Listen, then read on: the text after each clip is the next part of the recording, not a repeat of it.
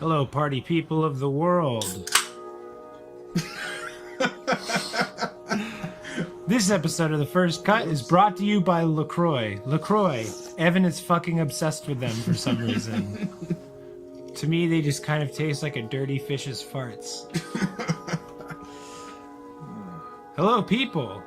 Today is June 22nd, 2017. Welcome to episode... Jesus Christ, what episode? Episode 6? We can't count. Yeah, episode 6 of The First Cut with DannyVNCR and Red Llama, Evan Halfmann. How's it going, everybody? Evan, say hello, would you? Hey, man. Everyone. Hey, everyone. All of our guys, gals, and non-binary pals, welcome back, or welcome to, if you're here for the first time. It's interesting, Beyonce and Jay-Z down there? That's, Okay, so anyways, Beyonce, okay, whatever. So today, on The First Cut, we are diving into, Evan, what is it? It is, I guess we can call it folk / experimental folk, I guess. Yeah.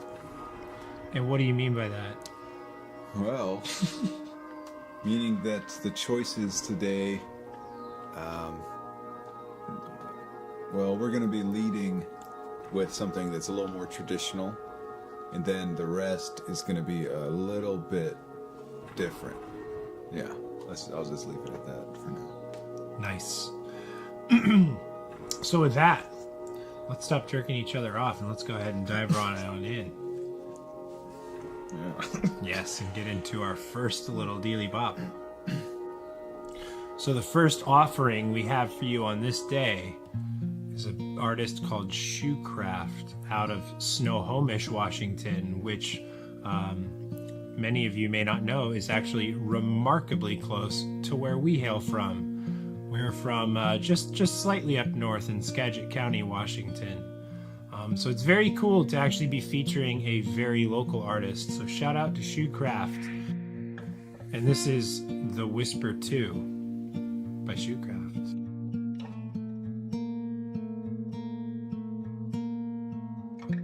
Shout out to the local folks, for sure. Shout out to the local folks. Shout out to my friend Jesus Christ. But shout out to Shoecraft. So Evan, why don't you go ahead and get us started on this one? Yes, Shoecraft.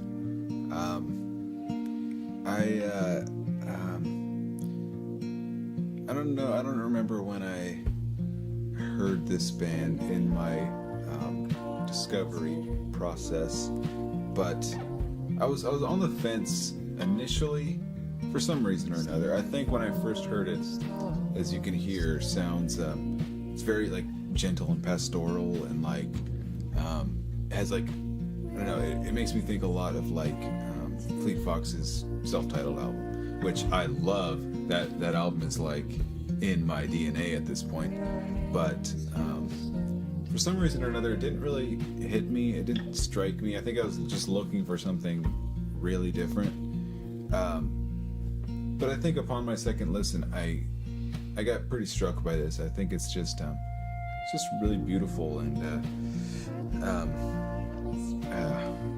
like I said, I probably can't say it enough, pastoral. Like that thing's just like the perfect word for this. It's just like a sort of just like a weekend out in the woods or something. Sure, absolutely.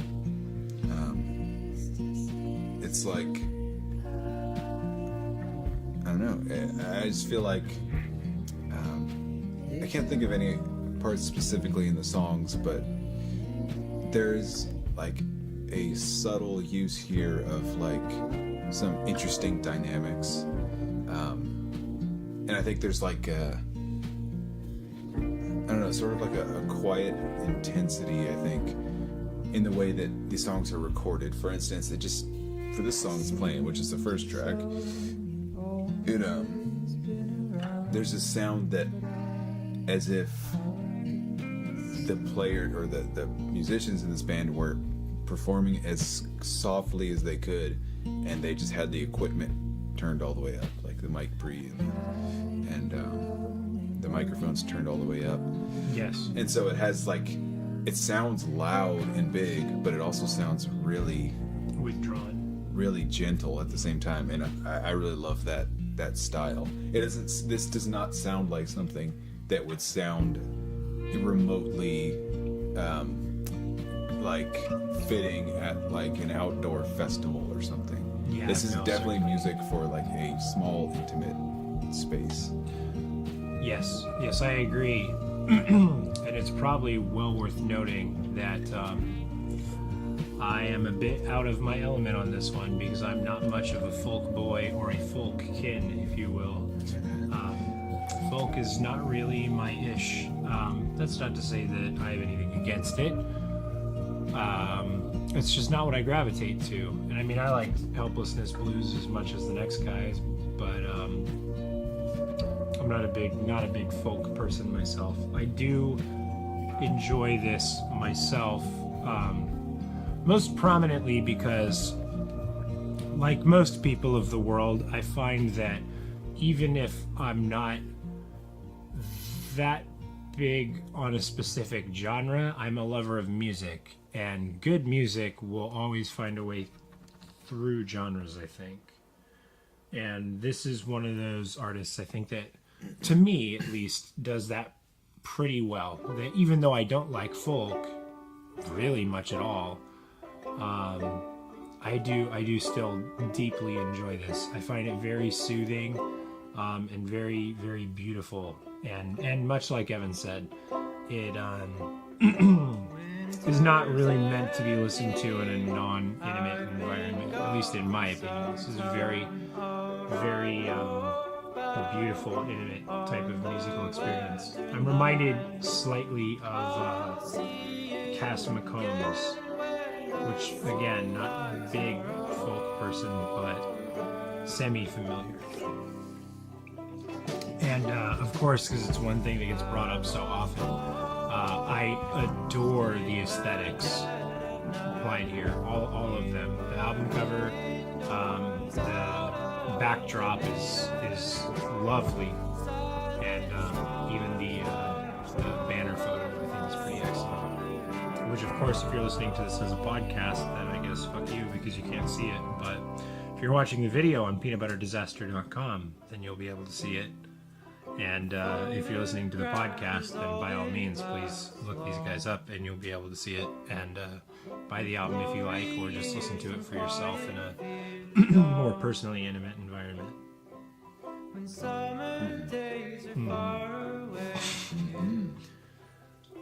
Evan, do you have anything you would like to add on to that or whatnot? Not necessarily. It's worth noting that we're no longer doing our rating system. If you're just kind of tuning back in and didn't see the jazz episode. I think the jazz episode was the first one we did with, if I'm not mistaken. Very good artists, local. So, hey guys, if you want to, reach out and maybe work with us in some way, hey, we're here. We're just a small pedal skip away. With that, Evan, would you like to get into the next artist? Sure. Cool. Okay, so we are now back with Mr. Daniel Johann and his album Winter. Winter? Yes. And as Evan had referenced, this one kind of deviates a little outside of the folk territory, but that's okay. It is still predominantly folk, and initially he wanted to review his release, Amity, which I only disagreed with because it's a single and not an actual album, so it was a little too short in my opinion. But if you're hearing this and wanted to hear something a little more directly folky, I do strongly recommend listening to Amity, and I'm sure Evan will agree with me on that. So certainly go back and look this one up. But with that, Evan, would you like to get us started on Winter by Daniel Johann? Yes.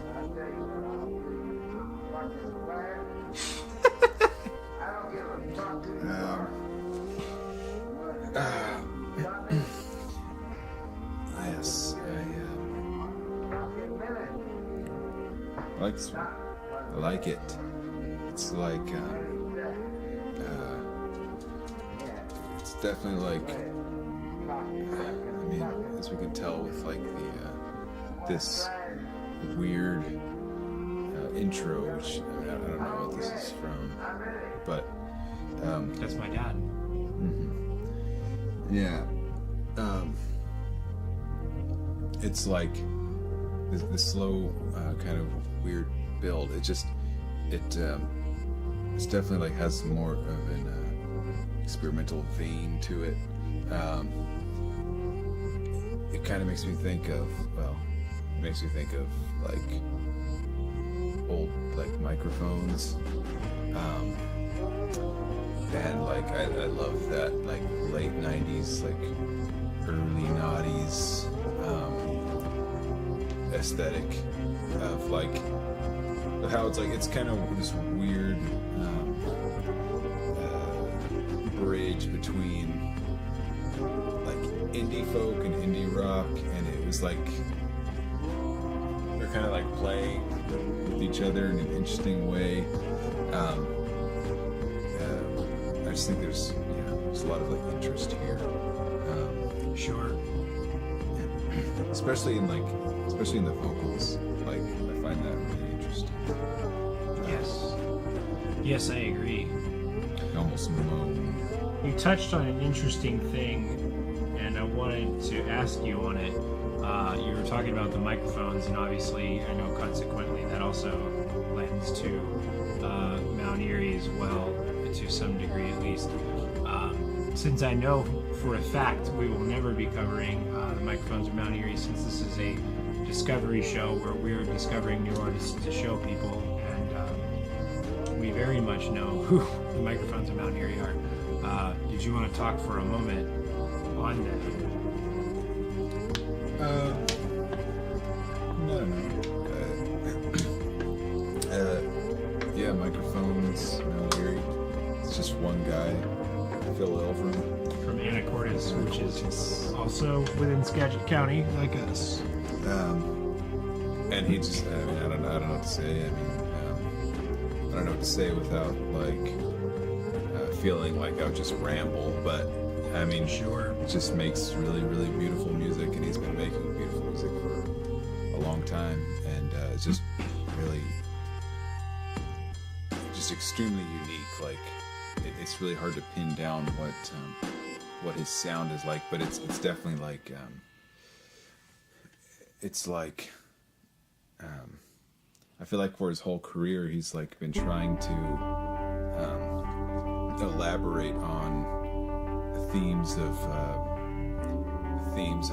nature and wind and stones and like ephemeral things, and trying to merge those things with the idea of like consciousness and sort of how humans, the fragile little creatures, react with nature and that sort of thing. So that's kind of what Microphones Mount Erie is to me. And so it's just like when I listen to this Winter by Daniel presumably. It has a similar aesthetic. I guess it also reminds me of like Thanksgiving, which is like another band. It's kind of like that, like a I guess you could say a lo-fi folk band or whatever. That's just there's like sort of a pop songwriting bedrock to this, but then what's built around it is just some really interesting atmosphere. Yes. Yes, I agree. Yeah. Yes. Absolutely. Yeah. I rather enjoy this myself. Stop that shit. But yes, I rather enjoy this. Very atmospheric, very beautiful, and ephemeral, like you had said. I think you honestly pretty much said everything I wanted to say on that, though, so I'm really at a loss for words. I did want to specifically touch, and I wanted to bring this up in the intro, but unfortunately I shit the bed on that. I wanted to touch as to, it's been quite a long time since Evan and I have made an episode of this, or if you follow me as DannyVNCR on YouTube, since I've made pretty much anything, and I wanted to talk briefly on that before we continue on. Evan and I both have jobs outside of this, and I'm not going to bore you with the details on that, but one thing he and I both do is we own a company called Natural Cut Records, if you didn't already know that. And currently we're in the process of making our third studio album with a lovely gentleman, Michael True, out of Seattle, Washington, formerly known as Autumn Electric. And we've been working on his album for quite some time now, but we're getting to the point now where it's starting to come to a head and it's getting nearer to being finished. So we've been putting in 110 trying to wrap it up. So Evan and I have been very busy. I apologize if that is a bit upsetting to any of you guys. We've been waiting on another episode or something, but yes, unfortunately, that is the reason why. But we're getting very excited. And if you follow us on Facebook or the Twiddly Diddlies, of course you can be updated on that frequently. And if you follow Michael as well on Facebook, just the Michael True Band, I think. It's very good, and I hope we'll have some singles released in the very near future as well. But in the very neat futures, but not to take too much away from this, I just felt that was good to have it out there. So Evan, closing thoughts on Daniel Johann, or anything else you would like to have out there? Listen to it now. Yeah, oh man, I dig this. I don't think I heard this song. Let's all just take a moment, shall we?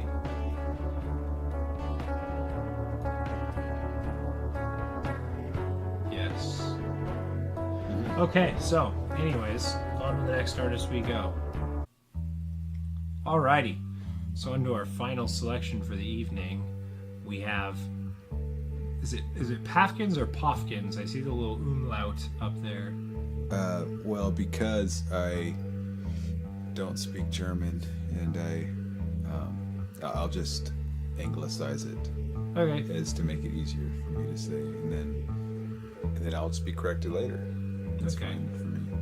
So Pafkins. Sure. I'm gonna say Pofkins. Will just sound weird going between each other. And Tiny Old Hands. This is the song Willem.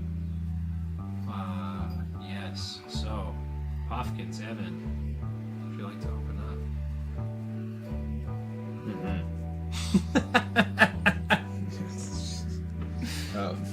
Sorry, a lot of weird shit happens that you can't see on these videos or the podcast, but I'm sorry, Evan, go ahead. Oh, yes. So, pick of the week. Same, just to go on record. For me, obviously, I guess kind of obviously, because it's I'm getting you a fucking fidget spinner, by the way. With how much you're just like, let me pull on this dresser drawer, crunch this can or something. Oh, what are those? I'm just kidding. Yeah, right. Yeah, this is like a strong dual thumbs up for this, because just like again, it's like it captures like an essence of like the old sort of, I guess, like lo-fi, self-recorded, self-released sort of like almost like DIY aesthetic vocal music from like the late 90s or something. Like, I think it specifically kind of reminds me of like some old Smog, Doctor came out on like 96, like just like, yeah, I could see that. really mellow and beautiful and probably worth scrutiny. Like I could imagine that there's layers to this that go beyond what it sounds like on the surface, but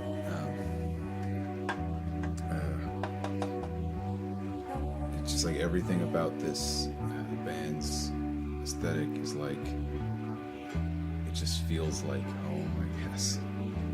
Like the beautiful cover photo, the fact that they're German is kind of cool. It's just Covered another German individual in episode 2, Santa Oberwitz. He was nice enough to reach out to us and tell us he really enjoyed the review. So Santa Oberwitz, go check him out if you're into dark ambient. Shit's fire, fam. You know what I'm saying? But yes, German. They're an interesting bunch. That. I also rather enjoy this. again, like I think with like the first, Well, in response to I guess in relation to the first band, like this also has sort of like a really quiet intensity. I agree It with sounds that. like it was recorded like the machinery or the equipment or whatever was turned up very hot, but it was recorded, like performed very quietly. And by doing that, there's just this really soft, like intimate, but also sounds like it can just burst at any moment. There's this aesthetic to it that, I don't know, it's almost like the beautiful of that, the beautiful look of the cover, or the banner photo, I guess you call it there, where like it almost looks like there's these like sleeping mountains, but this light here that's coming over the horizon is about to just burst. And Or like that balloon full of blood in Stephen King's It. yeah, Stephen King's It. Yes. Yes. Even that fucking can. Oh, whoops. Yes, this is similarly to the point I had made on the first one. This seems to transcend folk to me, and I think that's a huge part of why I really enjoy it. Not again to say that I genuinely dislike folk. It's just very, very rare that I find folk that I enjoy. But to me, this is one of those. It definitely is grounded in folk, but it seems to do so much outside of it that it's very applicable for me. And it gets into that big atmospheric. I struggle with saying electronic or synth, but I guess that is kind of true territories that I really enjoy. But I love big swelling atmospheres. Well, there's Post definitely, rock like, and things of the sort like that too. there's a lot of like play with like obviously like a delay here is like a big, like the way delay is used in this music doesn't sound just like an effect. I mean, it sounds like another instrument almost. It sounds like Sure. there's like this. I mean, I wouldn't say it's like, oh, an interesting way to use delay.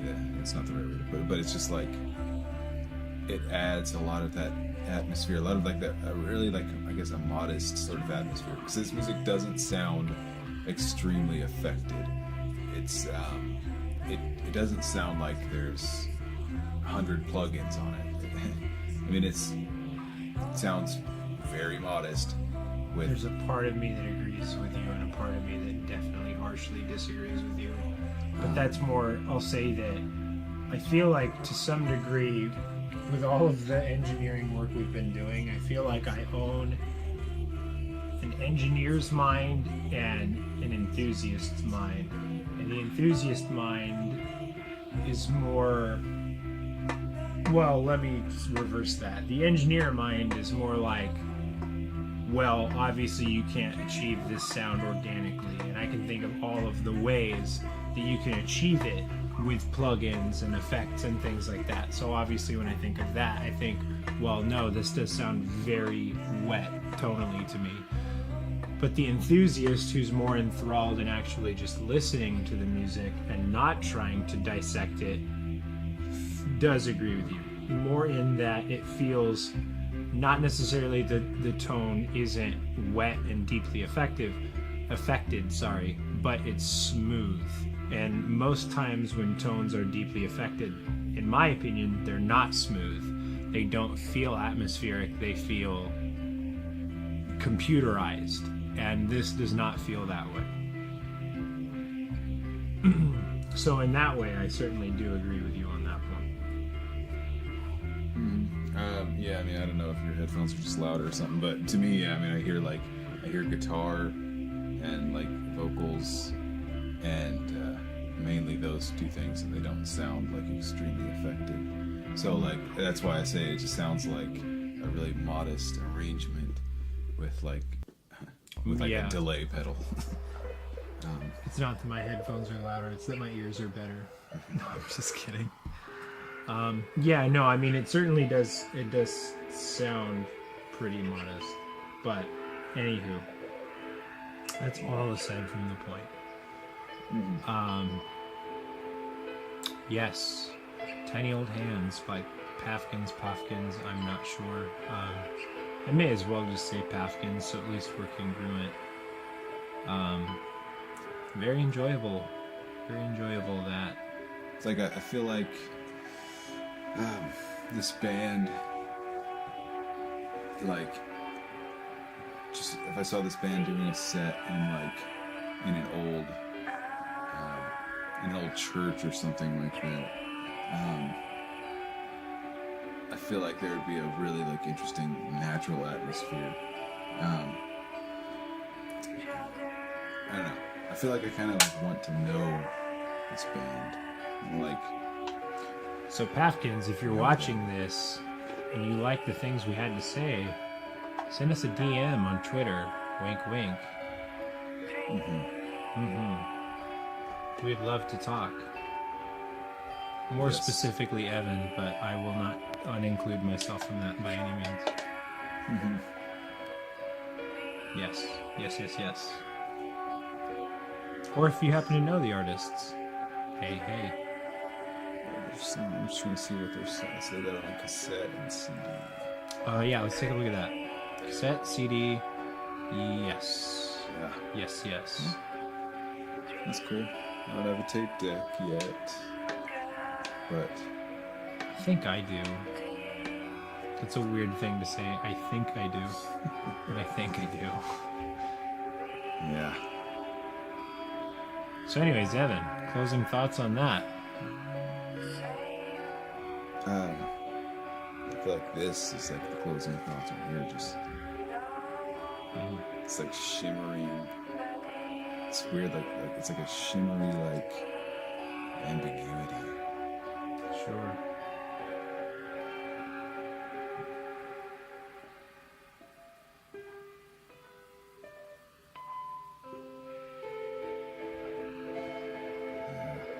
Yeah, I like this.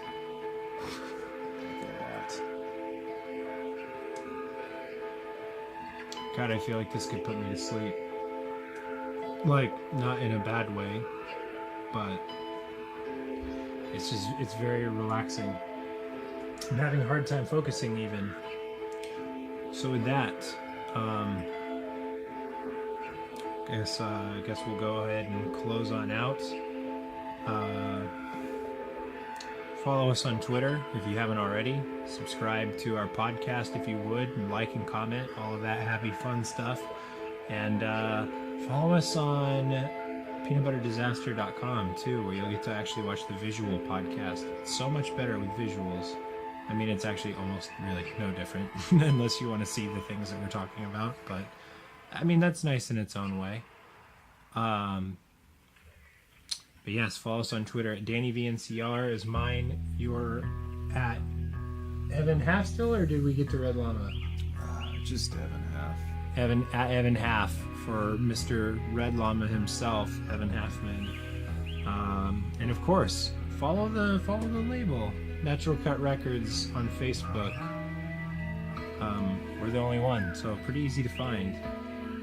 And with that, if you've been out, you've been drinking or doing the meths, get home safely, have a designated driver, all of that, and don't smoke meth to begin with. Have a good night, everyone. Yeah. Yes. See you later. See you in your dreams tonight.